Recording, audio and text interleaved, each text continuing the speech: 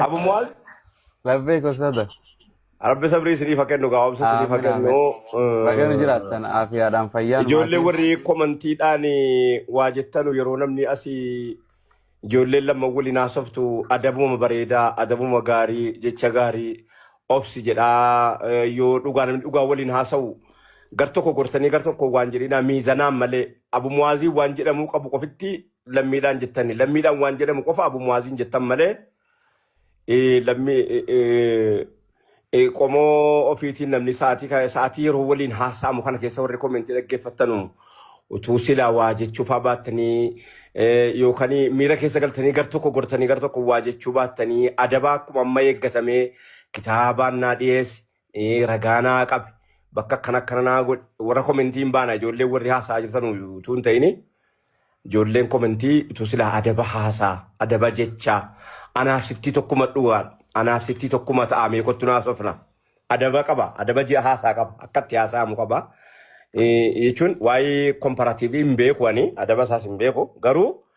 komentii yeroo barreessitanu adaba haasaatiin utuu silaa barreessitanii fi obboleessa keenya waan akkanaati jedhaniituma yoo nama kana appreciate gochuus mormuus barbaadani gar tokko gortanii gar tokko waan jedhina tusilaa jechuu baattani jechuu baay'ee gaarii adaba haasaa kanatuyyuu wannumti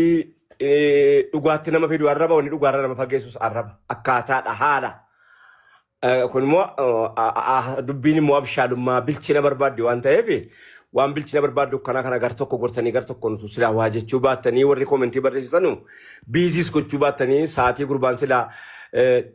kitaaba isaa laallatu akka inni komentii keessan barreessitu silaa gochuu baattanii jechuudhumaaf amma seene malee waa biraatti miti sa'aatii kan yeroo illee hin qabu kanuma keessas immoo Abu Muazii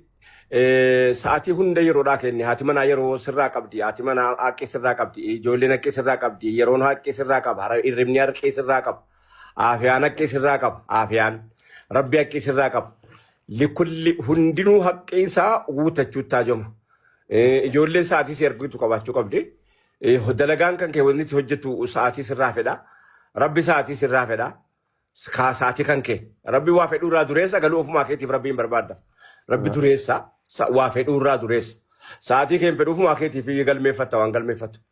kanaaf akkanatti sa'aatii waa sirraa fedhamu kana utuu silaa of eeggachuunis immoo yoo namni garii yaadachiise yeroo garii barii warrumti daawaa godhu daawaa barbaada warrumti daa'iin daawaa barbaada ulamaan daawaa barbaada ulamaan gariin khutbaa dheeressee guyyaa jumaa lamu masjiida sana dhaqu nama ifachiisa yoo ittimte malee jaraan an dheeressee artanii hamma haasoftan sana hasaayik maasaa yoo jette malee hin dagatu du'aatni gariin immoo akkuma niti juura kana qofitti sirriidha se'eetiyyi adii sadii ifa fudhatee ol beetuma fayyaa siifachi jechuu mala yeroo garii du'aatuma kana daawaa barbaada daawaa jechuun immoo waamicha yaadachiisa barbaada du'aatuma kanatu yaadachiisa malee waan biraati miti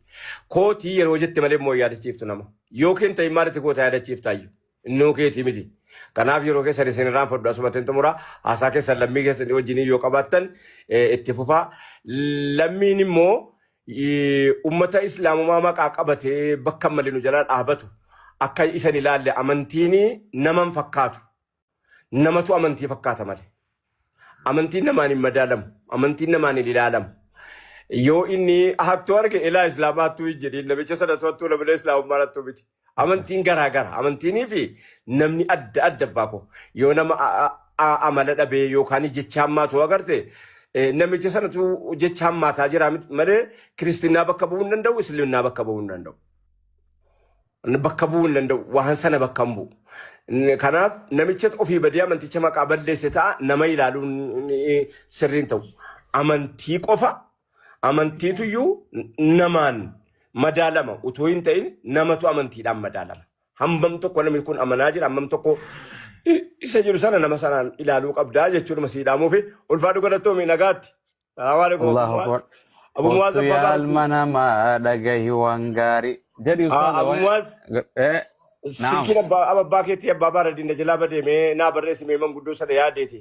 Wajjin raamsaa qaraanne. Abshir si barreessa biiznillah. Assalamu alaikum warahmatullah. Nagaattoodha. Ummata kanaan jettani takka aayaa.